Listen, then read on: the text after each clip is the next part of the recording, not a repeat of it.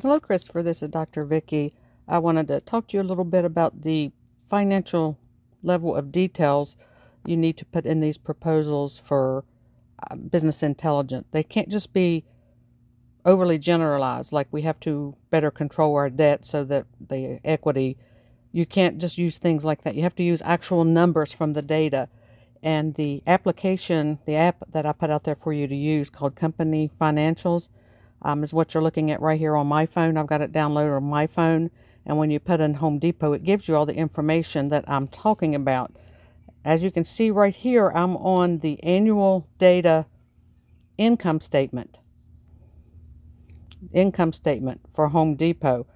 And when you look at that, you can see that over the past 4 years, from 17, 18, 19, 20, the revenue has been slowly climbing, and the net income in blue is slowly climbing, and the increases nearly match each other. What I'm saying is the income is increasing 1 to 2%. The revenue is increasing 1 to 2% year over year, and the net income, what makes it to the bottom line, is also increasing in lockstep with that revenue trend, 1 to 2% year over year.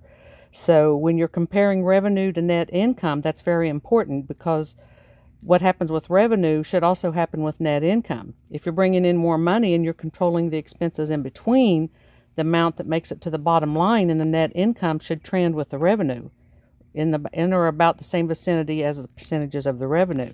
And you can see with this visualization that it does that. So you could actually use this visualization in your course projects and capstone to say that while the revenue and net income are trending in lockstep, as you can see, because they are, then you can switch up here to the balance sheet, as I did, and say, however, the assets that are shown in green versus the debt that is showing in blue is not trending in the same direction as they should. You can see that while the assets in green from 17, 18, 19, and 20 are up and down, they increase 18 over 17, decrease 19 over 18, and then increase again 20 over 19. The debt, the company debt, 17, 18, 19, and 20, is simply on a steady increase. So a challenge here would be, while assets are trending X percentage increase 17 over 16, X percentage 18 over 17, X percentage 19 over 18, or decrease 19 over 18, I should say, you could say the debt is not trending in the same direction, with the debt increasing said percentages 18 over 17, 19 over 18. So that is a challenge, and the red line is showing you that challenge. And although you recognized it was a challenge, you didn't use the specific data. Again, we have to use the data to support what we're saying. If we're saying that we have to control the debt versus assets better so that we can better control the stakeholders' equity, we also have to use the numbers to indicate why we're saying that. Otherwise, your audience does not know why you're saying that. And you can use this chart in your project and say, because while revenue is increasing or trending in this direction, assets are not matching that trend. So then you can look on down and you can see all of the categories of what's happening. And what I'm looking at here is total assets, 42 to 44, then back down to 44, then up to 51. So they're up and down. But then when you look at total current liabilities, they steadily increase, 14, 16, 16, 7, 18, 3. And then when you look at total liabilities, from 38 to 43 to 45 to 54, see, the total liabilities are not trending in the same direction as your total assets. What happens? When you look on down, the retained earnings, although the retained earnings are nothing more than your net income, what happens to the total stockholder equity? While our revenue is increasing and our net income is increasing, our total stockholder equity has been decreasing dramatically year over year, hasn't it? From 43 to 14 to negative 18 to negative 31. So what's your challenge here?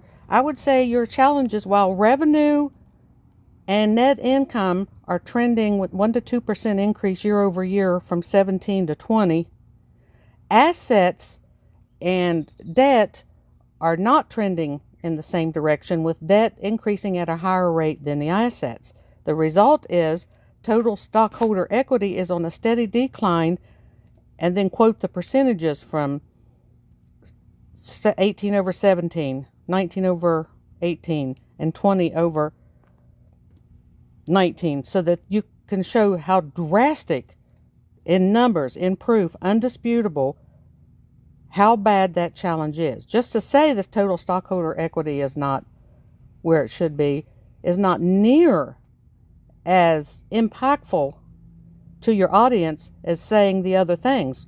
While the net income and revenue are trending, the debts are out increasing the assets, and as a result, total stockholder equity is decreased year over year by X%. Why is that a problem?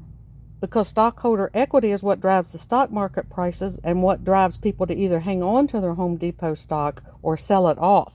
So that's what we're talking about when we're talking about data-driven, using actual data to support your challenge. You recognize the challenge, you just didn't use the actual data and percentages and trends to prove it.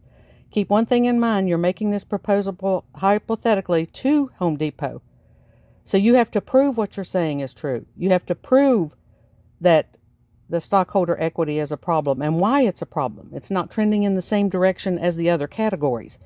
And then once you've found that challenge, then you can say how your proposed business intelligence solution is going to better use Home Depot's data to drive an improvement in those numbers.